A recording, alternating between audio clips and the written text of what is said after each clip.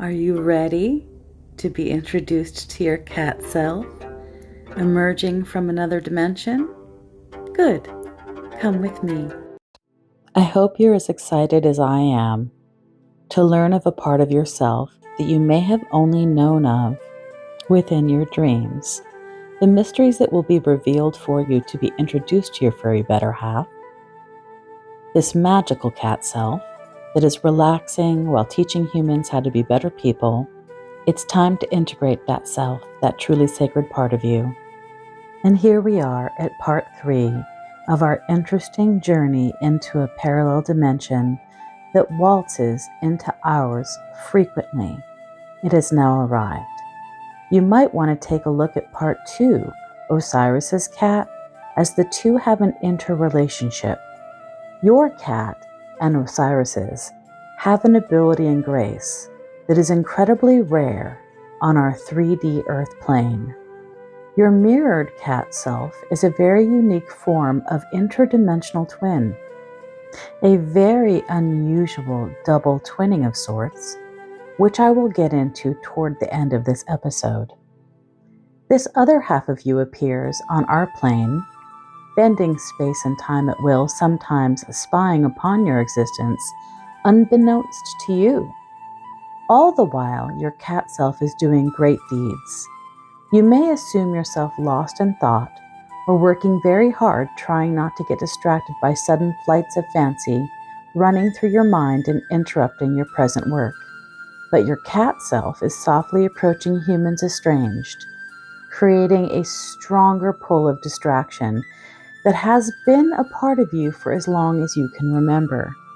So if you notice that at times you're captivated by a steamy romance or in tears over a Romeo and Juliet story, that is when your cat double, who is working here, pulls on you and dives into your imagination for inspiration earthside.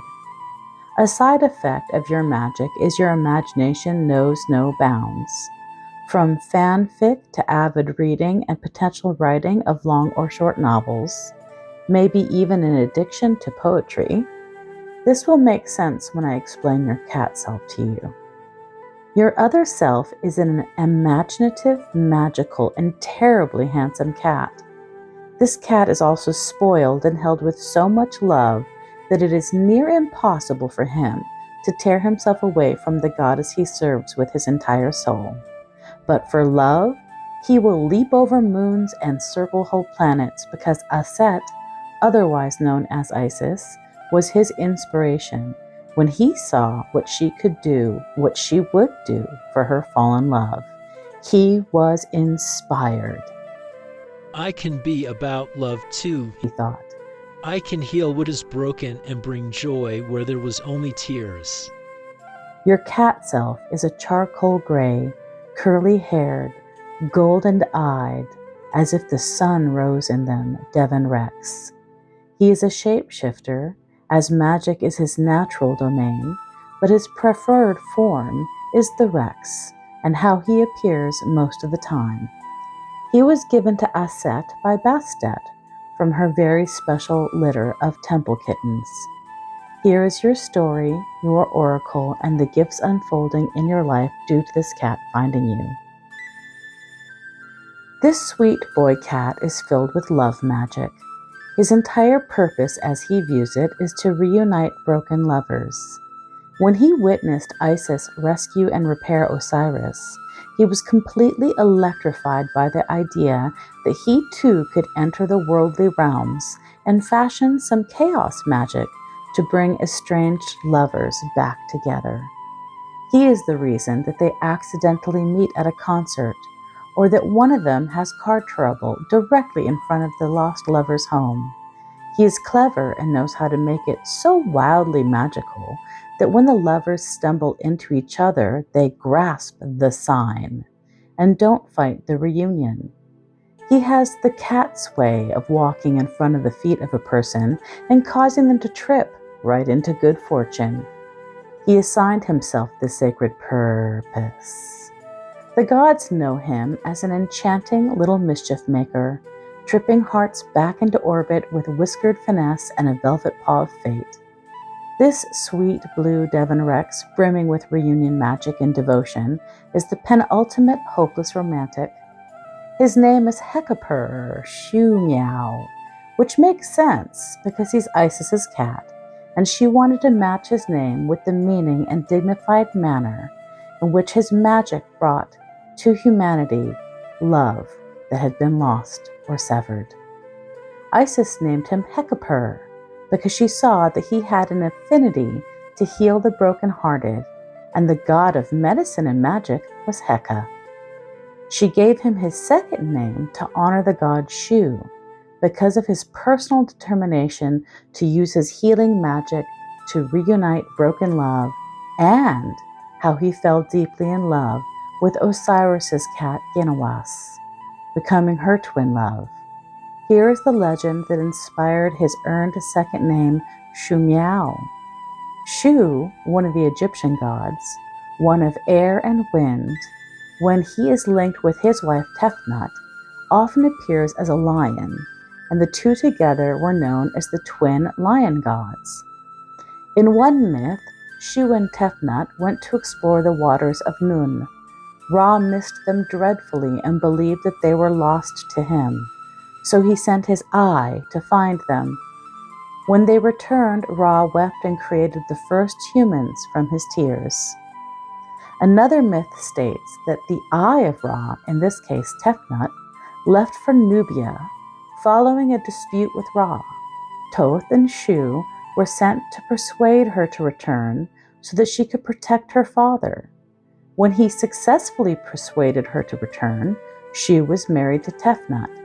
Because of this, he was closely associated with the hunter god Anaher, meaning he who brings back the distant one, whose wife Menet, who was also depicted as a lioness, also disappeared to Nubia and had to be brought back home again.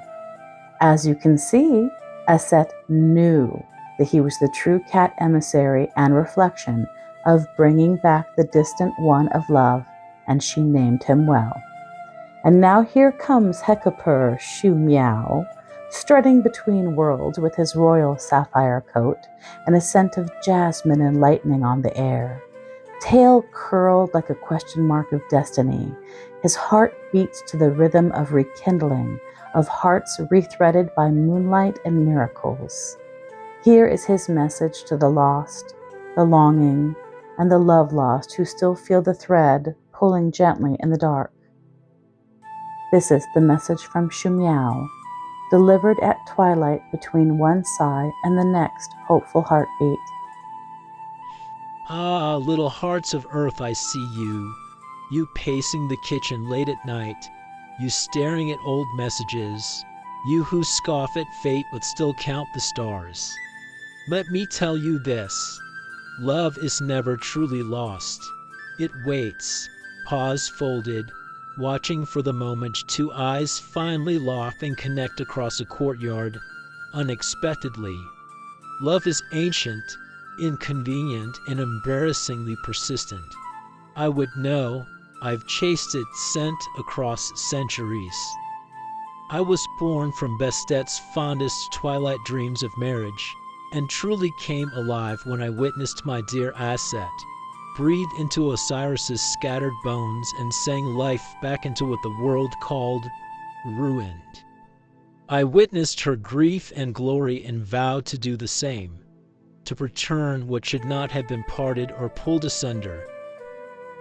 I am the well-placed and guiding paw that made your song suddenly play on the grocery store music, that makes you call right when they were thinking about you. I know timing is key to open a closed heart.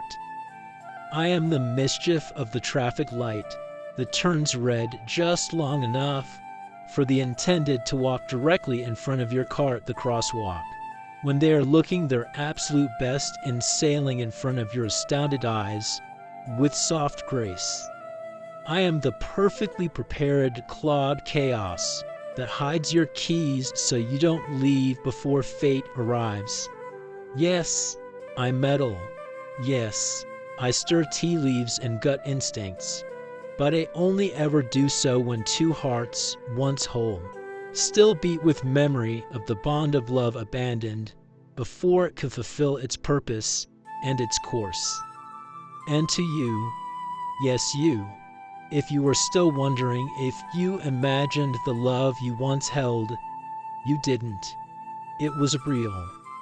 And it isn't over unless you choose the silence and live in the traumas and missed opportunities that caused the split to happen at all. I will walk the rooftops until I find the thread again. And when you feel your heart stutter like it heard their name, that's me, nudging the universe in your direction. Don't be afraid to believe in the signs. I made most of them. Here's the story that earned Shu Meow his second name, and how he gained the honor and respect of the gods and goddesses of his realm. This was the first time he meddled on the earth plane. It is the myth of the wind dancer and the flame woman. As told in the jasmine and honey shadows beneath Aset's wings, where cats walk freely between regret and redemption. Long ago, in a city of cracked concrete and yearning souls, there lived a dancer born from wind, water, and sorrow. He moved like prayers given form, fluid, wild, silent as smoke, and he carried in his bones the echoes of a lineage too long steeped in grief. His grandmother had danced only once, long before the death camps, and her memory was the only warmth left in the cold hollow passed down to him. But the world is ever turning, and one day the dancer met a woman made of firelight. She was strange, sacred, filled with laughter and starlight. Where he was shaped by grief, she was shaped by wonder. When they danced, it was as if time forgot itself. The music bent around them. The moon held its breath. Love, ancient and unfinished, flared back to life in their kisses, born from a shared dream that had traveled through ether to wake them both. A special dream sent from his grandmother, that he know the warmth of love untarnished. It had finally made its way to his disbelieving heart and ancestrally held trauma and fear of loss. But love shadowed in trauma, even when seeking to rise, is certainly not easy, and filled with tests and challenges to grow past doubt. The dancer, afraid of joy he did not feel worthy of, began to look for cracks in the flame woman instead of cracks in his own invisible cage. His soul trembled at the thought, could someone like her be real? Or had the universe played a cruel and fantastic joke? Then came the day, the test, the journal. Privacy being one of his greatest personal tests, and pieces of armor worn in his weekly life, the test, the trap, was being set. Flame Woman had merely wished to nap, gently tending to the mess he left his room in, as it was all stacked lazily upon his bed. She needed to make room to lay down, but symbolically, she was like someone making space for their beating hearts. But when he returned and found her holding his journal, mid-sort, his sacred pages of private grief, he recoiled, not at her actions, but at the weight of his own mistrust. Instead of reaching through the fear, he turned away. Instead of asking for the truth, he asked another, a sister, whose own desires to claim his as hers shadowed her heart. The next day he made his voice a blade. Because I loved you more than anyone, he said, I will never forgive you. And with that, he vanished into the silence that grief often mistakes for strength. And that should have been the end.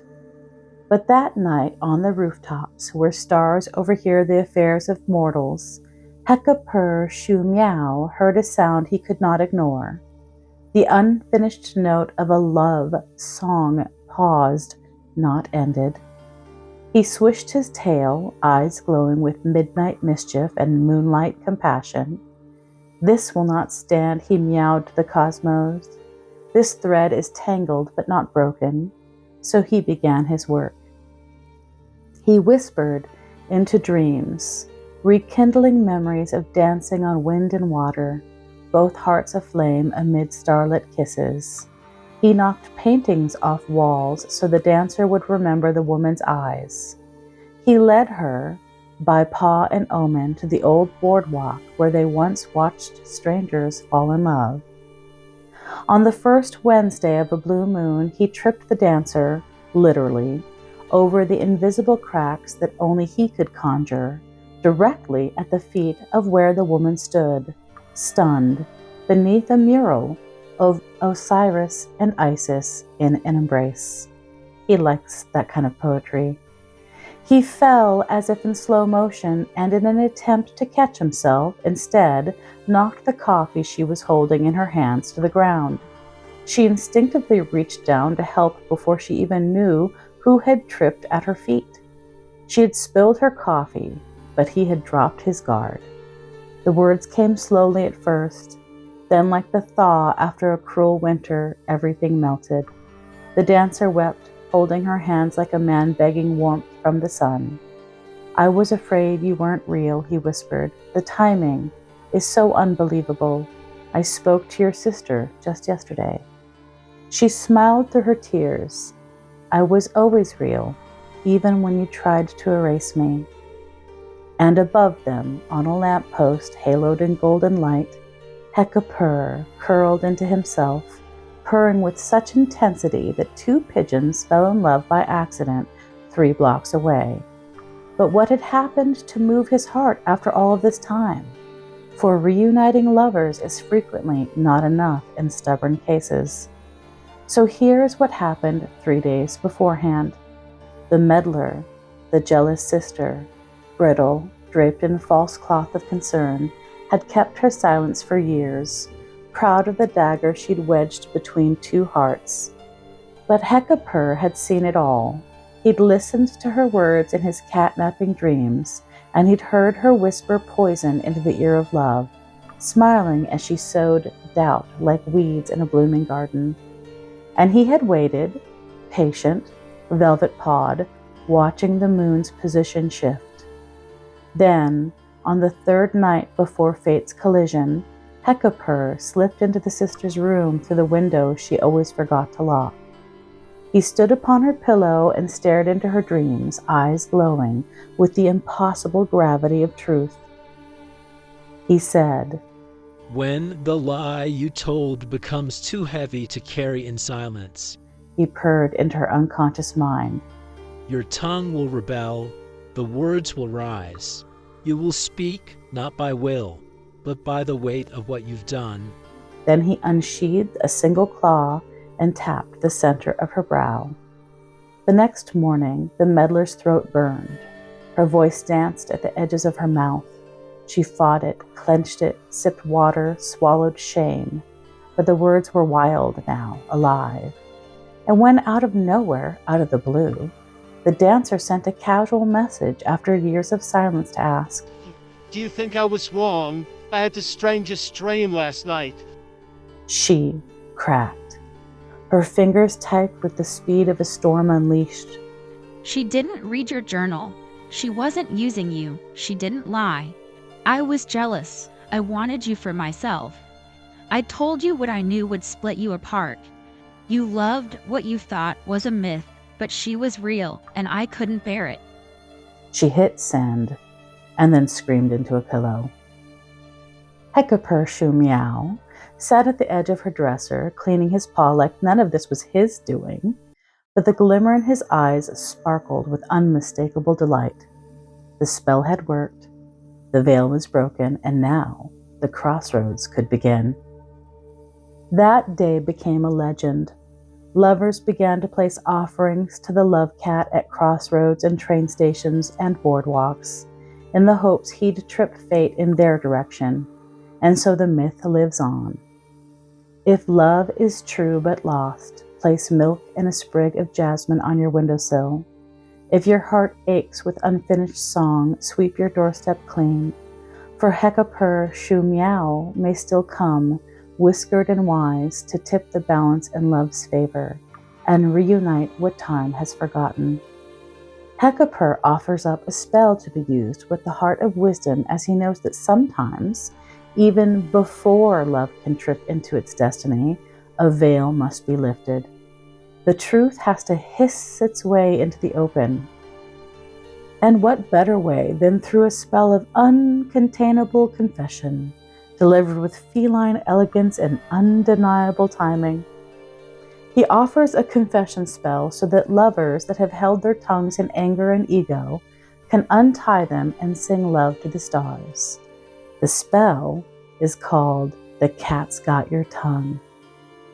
For those seeking truth from the lips of the brokenhearted, what you'll need: either a cat's whisker, obviously dropped by fate, but if you did not happen upon one dropped by fate, a symbolic strand of pure white thread, a mirror, a slip of paper with the name of the person who holds their silence, and the full moon. You want to breathe in the most intense breath, holding love and its purity in your heart under the moonlight, and speak this incantation: whisker white and moon alight, let the tongue confess this night. Hold no more what truth is spun, speak it now, for love's begun. Fold the paper, burn it in a candle flame, and whisper, Heka-Purr, Shu Meow, truth bringer, let the silence be undone. So what does this mean to you as your oracle? If this is vocational, you should get yourself into love coaching immediately. You understand hearts better than most, and you are fully capable of healing the brokenhearted of this world and giving them second chances linked with full self-responsibility, mixed with the understanding that when we love fully, we open the gates to role-play unresolved wounds handed to us from family, friends, and even young and clumsy love shadowed by awkward expectations.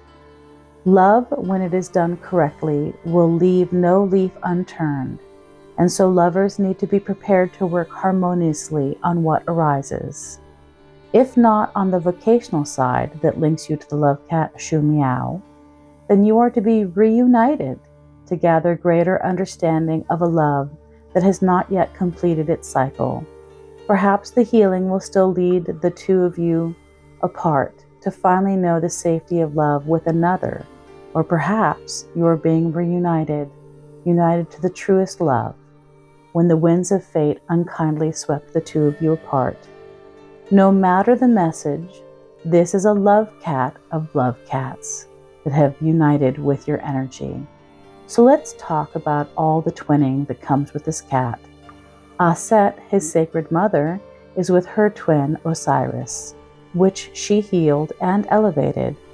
She gave Osiris Ginawas to protect him, and Heka fell in love with Osiris's cat Ginawas. And finally, the god he is named after is also a twin lion arrangement that unites.